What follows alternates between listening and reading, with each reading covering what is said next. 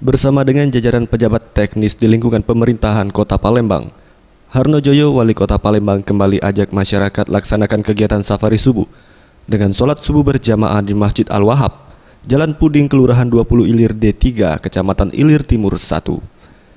Dalam sambutannya, Wali Kota Palembang Harno Joyo mengatakan, aplikasi Si Abu yang sebelumnya telah di-launching Pemkot Palembang pada dasarnya tidak hanya untuk memantau pelaksanaan safari subuh di kalangan pejabat saja, melainkan juga untuk memantau pelaksanaan safari subuh di kalangan masyarakat.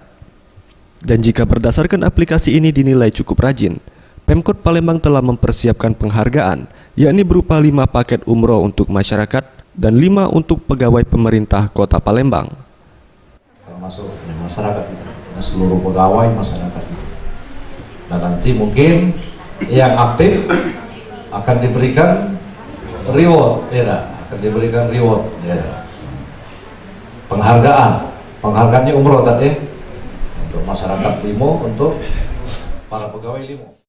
Pada kegiatan safari subuh ini juga pemerintah Kota Palembang melalui Harno Joyo, Wali Kota Palembang, juga memberikan sejumlah bingkisan kepada pengurus masjid serta santunan kepada perwakilan anak yatim yang ada di lingkungan masjid. Tim Liputan Sriwijaya TV.